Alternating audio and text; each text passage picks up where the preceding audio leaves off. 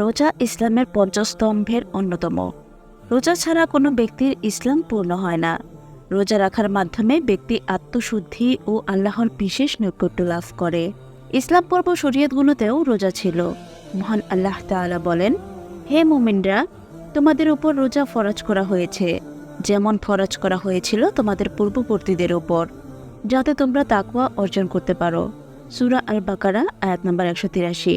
পুরস্কার লাভের পূর্বশর্ত। প্রিয় ভাই ও বোনেরা, রোজার মাধ্যমে পুরস্কার লাভের পূর্বশর্তগুলো জেনে নেওয়া জরুরি।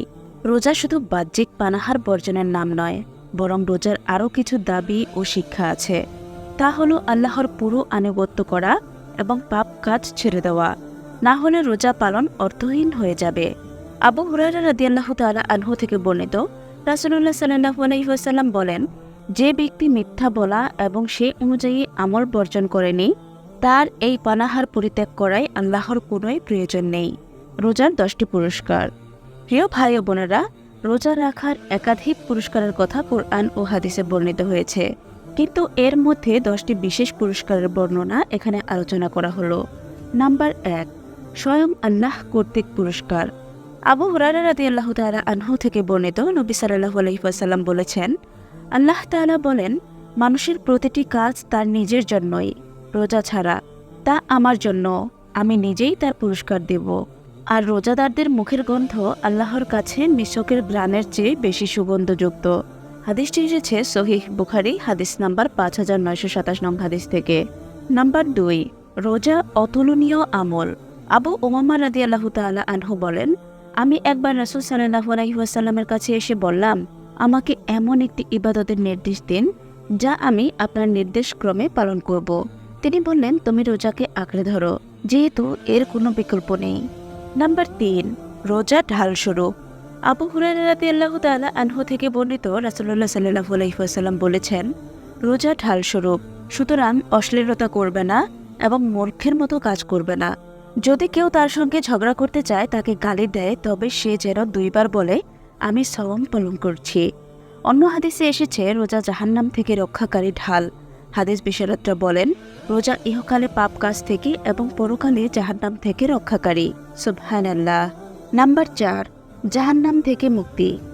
আবু সাঈদ খুদরি রাদিয়াল্লাহু তাআলা আনহু বলেন, আমি নবী সাল্লাল্লাহু আলাইহি ওয়াসাল্লামকে বলতে শুনেছি, যে ব্যক্তি আল্লাহর রাস্তায় একদিনও সিয়াম পালন করে, আল্লাহ তার মুখমণ্ডলকে জাহান্নামের আগুন থেকে 70 বছরের রাস্তা দূরে সরিয়ে নেন।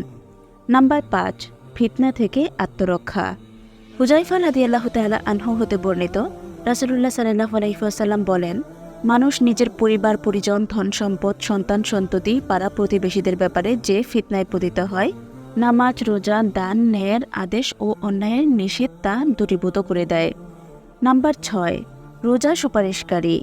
রোজা পরকালে আল্লাহর কাছে রোজাদারের পক্ষে সুপারিশ করবে। আব্দুল্লাহ ইবনে আমর রাদিয়াল্লাহু তাআলা আনহু হতে বর্ণিত, রাসূল সাল্লাল্লাহু আলাইহি ওয়াসাল্লাম বলেন, রোজা ও কোরআন বান্দার জন্য সুপারিশ করবে। রোজা বলবে, হে আমার প্রতিপালক, নিশ্চয়ই আমি তাকে দিনের বেলা পানাহার ও প্রভৃতি থেকে বিরত রেখেছি, সুতরাং তার ব্যাপারে আমার সুপারিশ গ্রহণ করুন। কোরআন বলবে, আমি তাকে রাতের বেলা ঘুম থেকে দূরে রেখেছি, সুতরাং তার ব্যাপারে আমার সুপারিশ গ্রহণ করুন। অতঃপর তাদের সুপারিশকারী হিসেবে গ্রহণ করা হবে। নাম্বার 7, জান্নাত লাভ। সাহল রাদিয়াল্লাহু তাআলা আনহু থেকে বর্ণিত, নবী করিম সাল্লাল্লাহু আলাইহি ওয়াসাল্লাম বলেন, জান্নাতের রায়্যান নামক একটি দরজা আছে। এই দরজা দিয়ে কিয়ামতের দিন রোজা পালনকারীরাই প্রবেশ করবে। তাদের ছাড়া আর কেউ এই দরজা দিয়ে প্রবেশ করতে পারবে না। ঘোষণা দেওয়া হবে, রোজা পালনকারীরা কোথায়? তখন তারা দাঁড়াবে, তারা ছাড়া আর কেউই এই দরজা দিয়ে প্রবেশ করবে না।